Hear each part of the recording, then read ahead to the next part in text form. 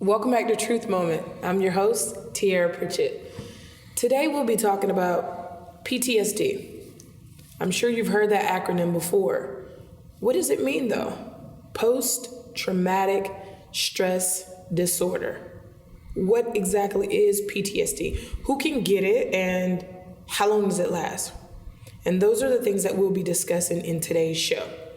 I commonly get asked the question, how can I have PTSD if I've never fought in a war? If I wasn't a firefighter or a police officer or any sort of profession where I had to endure some sort of combat or something that really just gravitated and stayed with me that was very traumatic.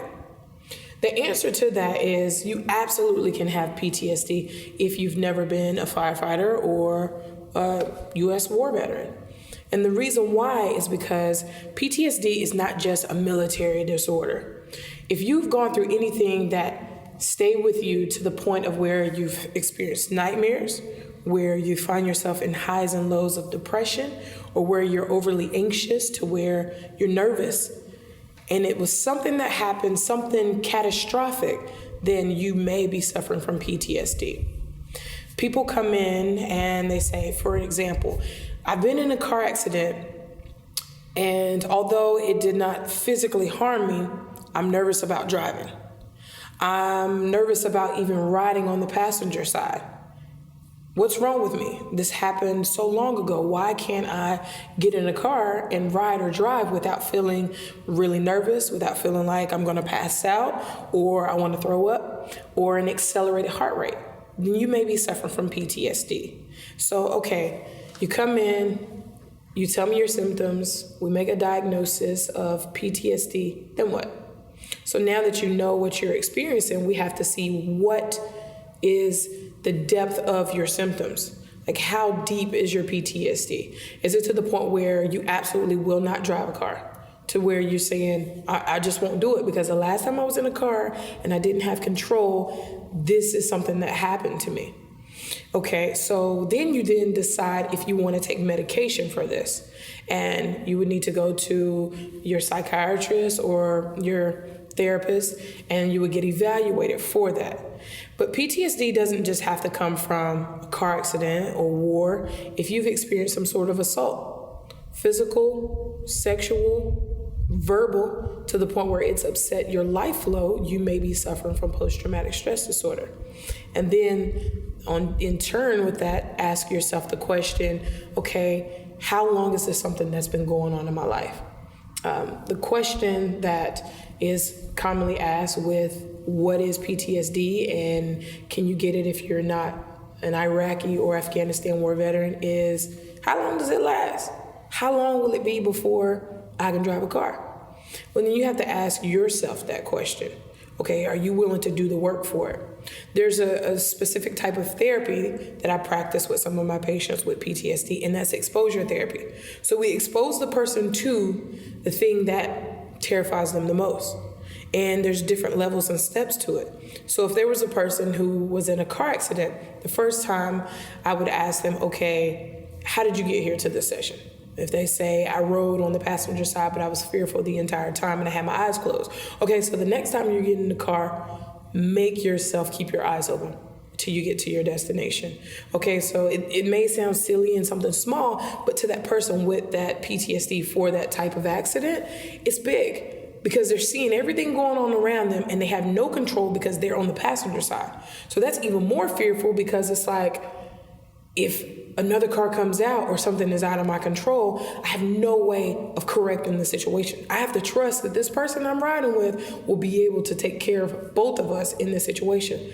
So it's big. It's a huge thing for that person with that type of disorder. Okay, and then the next session, I would have that person, okay, are you in a place where you can drive? Further down the line, we will want that person to get to a place where they can actually drive without anyone in the car. That would be the final process of it. And with my war veterans, First of all, I would like to thank you all who service this country, all of our men and women who serve this country. We are forever in debt to you all for you placing your lives on the line, and for many of you coming home with something that no one understands unless they've been through that with you. So again, much appreciate you all for doing that. But when you all come to sessions, you have to realize that you were trained for the specific task. So it's a process of untraining the individual and realizing that you're not crazy for seeing and feeling these things. Many times people who are suffering from PTSD may hallucinate. So you may see or hear things, or you have triggers. And that's really key with PTSD, realizing that there are actual triggers. It may be a word, it may be a fragrance or smell, it may be seeing something, it may be hearing something to where it takes you back to that situation. Let's say if you were in the war and you hear a loud boom or a loud crash, it immediately takes you back to that moment. So we have to identify those triggers. What are things that take you back there? And realizing that it's not uncommon to have nightmares. And it doesn't mean that you can't handle what you were trained to do. It just means that there needs to be a reprogramming that takes place in this situation. So post-traumatic stress disorder, although it's a very long name for a huge and broad concept and disorder that is plaguing a lot of our citizens, it's just that we have to realize what is the trauma that you're suffering from. Because if you have so many triggers and so many signs and symptoms, but you don't know why you're suffering from this issue, then it's going to be that much more harder. You're going to stay in this that much more longer because you don't know why. You don't know what is the cause for you being scared of the dark, or what is it about any unsettling feeling or a boom or fireworks that causes you to feel a certain way? Or why is it that anytime a storm comes, if you were in some sort of natural disaster, why a storm coming or even the announcement of a storm coming is very unsettling for you? And once you realize what those things are that are causing you to feel this way, it makes treatment that much more effective and successful. Because once we know what the cause of it is, we can do different types of therapy. Some therapists perform hypnosis, or specialists perform hypnosis. So when you're in a lowered state, a sleep state, we can identify what is this issue that is stuck with you. And you'll hear me many, many times in Truth Moments speak of issues. That's what life is about, issues. We all have them. There's nothing to be embarrassed about. But Truth Moment is, what's your issue? And not in a way that is judgmental. It's just that once you realize what your issue is, then you can get help for it. We all need help. There's no reason to feeling like you're less of an individual, or you can't handle it, or your faith can't do it by just identifying you need help.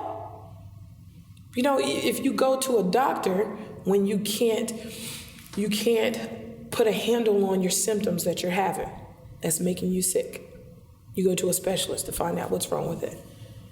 So I want to ask you all, I really want to take this time out of Truth Moment to ask you all, what issue is your sickness that is not physical? What issue is your sickness that is right here or is up here? Today's question of the week comes from an anonymous viewer who asks, how small does something have to be in order for you to have a diagnosis of PTSD? That's a really good question, because sometimes people think that it has to be something catastrophic or really huge in order for you to have a diagnosis of PTSD, and that's not necessarily true. Just to reiterate, something can be very significant to me that's minuscule to you. So then it may be traumatic, but to you, it's just something that happened. And to kind of, add more to that, Anonymous, it's just that sometimes being a secondary victim can make a person have a diagnosis or qualify for a diagnosis of PTSD. And what do I mean by a secondary victim? It didn't happen to you, but it happened to someone that you know, or someone that you were really close to, or you were there when it happened. So you being there when it happened can create trauma within yourself, where it's very unsettling. It's hard for you to sleep or eat, the guidelines, some of the stereotypical guidelines. that qualify a person to having PTSD.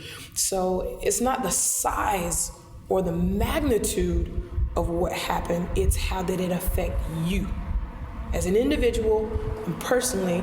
How it affected you is what gives you the qualification of having a diagnosis of PTSD. Hey guys, real quick, just want to let you know Truth Moments next episode will be February 18th. And also, I really want to take this time out to thank my viewers. I know we're only 4 shows in, but I really appreciate you guys.